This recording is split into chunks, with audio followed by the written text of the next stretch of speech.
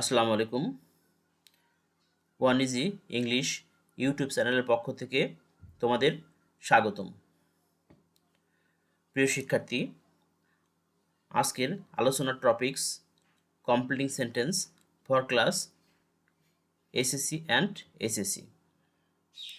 প্রিয় শিক্ষার্থী, আজকের টপিকস খুব সহজ নিয়মের মাধ্যমে দেখানো হয়েছে, যেটি তোমরা একটু চেষ্টা করলে মুখস্থ হবে 100%। প্রিয় শিক্ষার্থী, আজকে কমপ্লিটিং সেন্টেন্সের পার্ট 1 নিয়ে আলোচনা করব। প্রিয় শিক্ষার্থী, তোমাদের যদি আমার এই চ্যানেলটি ভালো লাগে তবে সাবস্ক্রাইব করবে ও বেল ঘন্টি বাজিয়ে দিবে পরবর্তী নোটিফিকেশন পাওয়ার জন্য। তাহলে দেরি না করে চলো আমরা আলোচনা শুরু করি।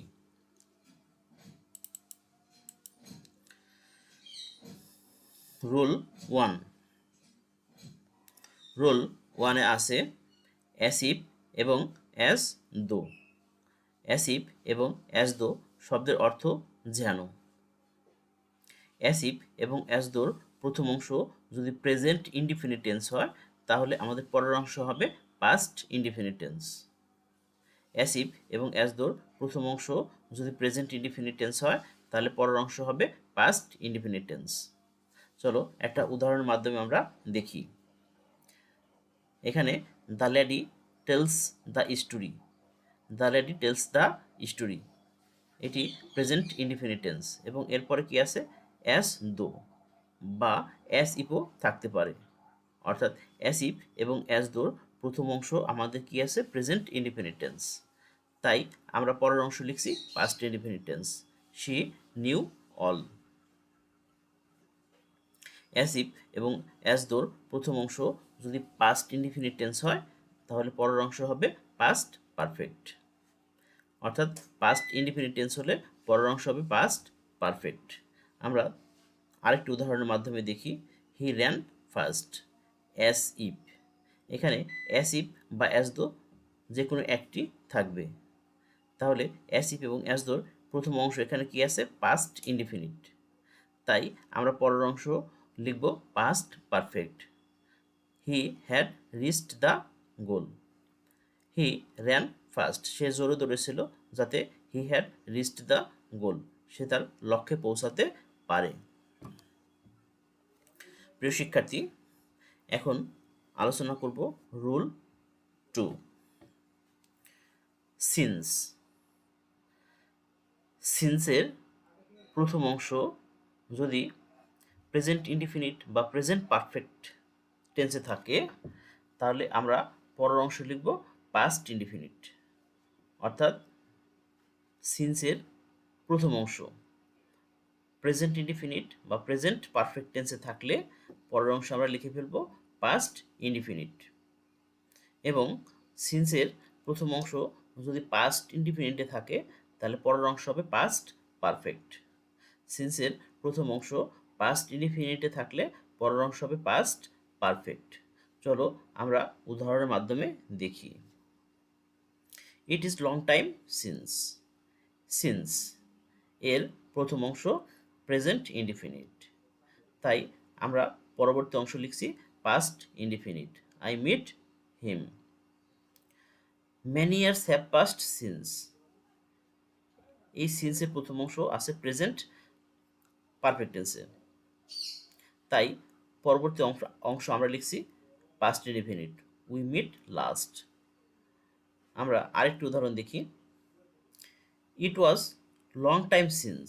এখানে এই সিন্সের প্রথম অংশ দেখি পাস্ট ইনডিফিনিট টেন্স, তাই সিন্সের পরবর্তী অংশ আমরা লিখছি past perfect. I had gone there. I had gone there. প্রিয় শিক্ষার্থী, এখন আলোচনা করব রুল 3। রুল 3তে আমাদের আছে it is time fancy wish. যদি কোনো সেন্টেন্সে থাকে তাহলে তার পরবর্তী অংশে আমরা লিখব সাবজেক্ট প্লাস V2, অর্থাৎ পাস্ট ইনডিফিনিট প্লাস অবজেক্ট, অর্থাৎ সেন্টেন্সের শুরুতে যদি it is high time fancy বা উইশ থাকে তাহলে পরবর্তী অংশ আমরা করব পাস্ট ইনডিফিনিট টেন্স। তাহলে চলো আমরা উদাহরণের মাধ্যমে দেখি। ইট ইজ হাই টাইম, এখানে ইট ইজ হাই টাইম থাকার জন্য আমরা পরবর্তী অংশ পাস্ট ইনডিফিনিট টেন্স করছি। It is high time we changed our habit.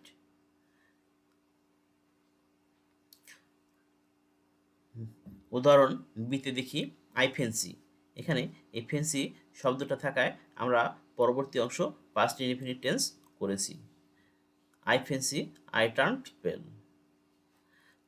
উদাহরণ সি দেখি আই উইশ, এখানে উইশ শব্দটা থাকায় আমরা পরের অংশ পাস্ট ইনডিফিনিট টেন্স করছি। I wish I were a king. প্রিয় শিক্ষার্থী, এখন আলোচনা করব রুল 4। রুল 4-এ আছে ইট ইজ টাইম।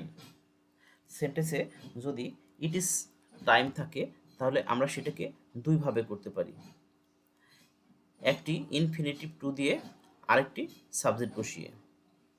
একটি ইনফিনিটিভ টু বসিয়ে এবং অন্যটি সাবজেক্ট বসিয়ে। যদি ইনফিনিটিভ টু বসিয়ে করি তাহলে ভার্বের প্রেজেন্ট ফর্ম হবে প্লাস বাকি অংশ অর্থপূর্ণ বাক্য। যদি সাবজেক্ট বসিয়ে করি তাহলে পাস্ট ইনডিফিনিট টেন্স করতে হবে, অর্থাৎ সাবজেক্টের পরে ভার্বের পাস্ট ফর্ম লিখতে হবে প্লাস অর্থপূর্ণ বাক্য। তাহলে আমরা একটা উদাহরণের মাধ্যমে দেখি। ইট ইজ টাইম, এখানে ইনফিনিটিভ টু বসিয়েছি তাই ভার্বের প্রেজেন্ট ফর্ম লিখছি। It is time to leave the place. উদাহরণ বি দেখি ইট ইজ টাইম, এখানে সাবজেক্ট বসিয়েছি তাই ভার্বের পাস্ট ফর্ম লিখছি left the place. It is time we left the place. প্রিয় শিক্ষার্থী, এখন আলোচনা করব রুল 5। এখানে আছে it is time for. It is time for, it is টাইমের পরে যদি ব্যক্তি ফর থাকে তাহলে ফরের পরে আমরা লিখব ব্যক্তিবাচক শব্দ বা object plus infinitive to plus ভার্বের প্রেজেন্ট ফর্ম প্লাস অর্থপূর্ণ বাক্য। অর্থাৎ ইট ইজ টাইমের পরে যদি ফর থাকে ফরের পরে আমরা লিখব ব্যক্তিবাচক শব্দ বা অবজেক্ট, এরপরে হবে টু প্লাস ভার্বের প্রেজেন্ট ফর্ম প্লাস যদি কিছু থাকে।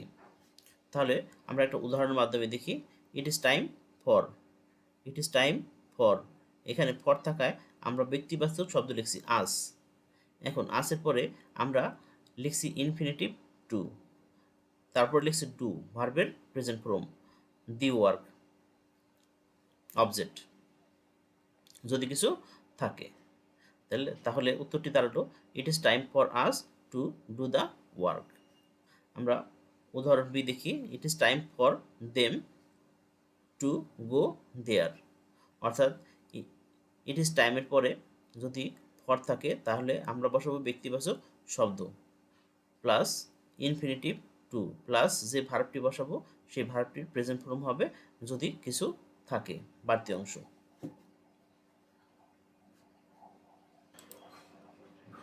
সুপ্রিয় শিক্ষার্থী, এখন আলোচনা করব রুল 6 লেস্ট বা ইনকেস। লেস্ট বা ইনকেস এই শব্দ মানে নচেত বা নতুবা।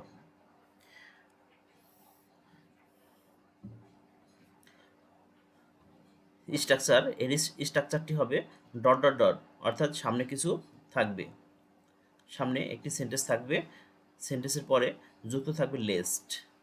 এখন লেস্টের পরে আমরা লিখব সাবজেক্ট, সাবজেক্টের পরে লিখব শুড মাইট বা উড প্লাস ভার্বের প্রেজেন্ট ফর্ম প্লাস অর্থপূর্ণ বাক্য। অর্থাৎ সেন্টেন্সের শেষে যদি লেস্ট বা ইনকেস থাকে তাহলে এরপরে আমরা লিখব subject plus should plus might plus would plus ভার্বের প্রেজেন্ট ফর্ম প্লাস যদি কিছু থাকে বাড়তি অংশ। চলো আমরা একটা উদাহরণের মাধ্যমে দেখি। Walk fast lest. Walk fast lest, দ্রুত হাঁটো নচেত you should miss the train, তুমি ট্রেন মিস করবে। উদাহরণ বি দেখি hurry up. Hurry up least, দ্রুত করো, নচেত you should fall in danger, তুমি বিপদে পড়বে। অর্থাৎ এখানে আমরা শিখলাম সেন্টেন্সের শেষে যদি লেস্ট বা ইনকেস থাকে তাহলে এরপরে আমরা লিখব subject plus should, might, would, যেটি লেখো সেটি হবে, প্লাস ভার্বের প্রেজেন্ট ফর্ম প্লাস অর্থপূর্ণ বাক্য। প্রিয় শিক্ষার্থী, এখন আলোচনা করব রুল 7। উড ইউ মাইন্ড, সেন্টেন্সটি যদি উড ইউ মাইন্ড দিয়ে শুরু হয় তাহলে এর পরবর্তী যে ভার্বটি আমরা লিখব সেই ভার্বের সাথে অবশ্যই আমরা আইএনজি যোগ করব। অর্থাৎ উড ইউ মাইন্ডের পরে যে ভার্বটি লিখব সেই ভার্বের সাথে অবশ্যই আমরা আইএনজি যোগ করব, প্লাস অর্থপূর্ণ বাক্য লিখব, প্লাস শেষে একটি প্রশ্নবোধক চিহ্ন দিব। চলো আমরা উদাহরণের মাধ্যমে দেখি। উড ইউ মাইন্ড, এখানে উড ইউ মাইন্ড থাকায় পরবর্তীতে যে ভার্বটি লিখছি, এখানে ভার্ব ছিল টেক, সেই ভার্বের সাথে আমি আইএনজি যোগ করে টেকিং বানিয়েছি। অর্থাৎ পরবর্তী যে ভার্বটা লিখতে হবে সেই ভার্বের সাথে আইএনজি যোগ করতে হবে, প্লাস অর্থপূর্ণ বাক্য লিখতে হবে। Would you mind taking a cup of tea, শেষে একটি প্রশ্নবোধক চিহ্ন দিতে হবে। আমরা উদাহরণ বি দেখি। উড ইউ মাইন্ড, এখানে উড ইউ মাইন্ড ছিল, তাই পরবর্তী যে ভার্বটা লিখছি ক্লোজ, তাই এর সাথে আইএনজি যোগ হয়েছে। ক্লোজিং দ্য ডোর, কিছু মনে না করলে দরজাটি বন্ধ করবেন, শেষে একটি প্রশ্নবোধক চিহ্ন দিতে হবে। সুপ্রিয় শিক্ষার্থী, এখন আলোচনা করব রুল 8। রুল 8 আছে সোমাস বা সোমেনি, এর অর্থ এত বেশি যে। সোমাস বা সোমেনি, এত বেশি যে, ডট ডট ডট, এর মানে হলো এই সোমাস এবং সোমেনি এর শুরুতে কিছু থাকবে, সোমাস বা সোমেনির পূর্বে কিছু থাকবে, সোমাস বা সোমেনির পরে থাকবে অ্যাডজেক্টিভ বা অ্যাডভার্ব, অ্যাডজেক্টিভ বা অ্যাডভার্ব, প্লাস নেম অনুযায়ী that, plus subject, plus can বা ক্যান নট, ক্যান বা ক্যান নট, প্লাস অর্থপূর্ণ বাক্য। তাহলে আমরা একটা উদাহরণের মাধ্যমে দেখি। এখানে আছে সোমাস, রুল অনুযায়ী সোমাস এবং সোমেনির পূর্বে কিছু থাকবে, এখানে সাবজেক্ট আছে, ভার্ব আছে, ইউ হ্যাভ। সোমাস, এখানে অ্যাডজেক্টিভ ইন্টেলিজেন্স, নেম অনুযায়ী দ্যাট, সাবজেক্ট ইউ, ক্যান বা can not, can get a good job, অর্থাৎ you have so much intelligence, তোমার অনেক বুদ্ধিমত্তা ছিল, দ্যাট, যাতে you can get a good job, তুমি ভালো একটি চাকরি পেতে পারতে। আমরা উদাহরণ বি দেখি। There are so many problems that I can't solve them, যেটি আমি সমাধান করতে পারি নাই। There are so many problems, ওইখানে অনেক সমস্যা ছিল, দ্যাট, যা, আই ক্যান্ট সলভ দেম, যেটি আমি সমাধান করতে পারি নাই। অর্থাৎ সো মাচ বা সো মেনি এরপরে বসবে অ্যাডজেক্টিভ বা অ্যাডভার্ব, নিয়ম অনুসারে দ্যাট, প্লাস প্রদত্ত যে সাবজেক্টটি থাকবে সেই সাবজেক্টের প্রোনাউনটা বসবে। এখানে ইউ, তাই এখানে ইউ লিখছি, প্লাস ক্যান বা ক্যান নট, প্লাস অর্থপূর্ণ বাক্য।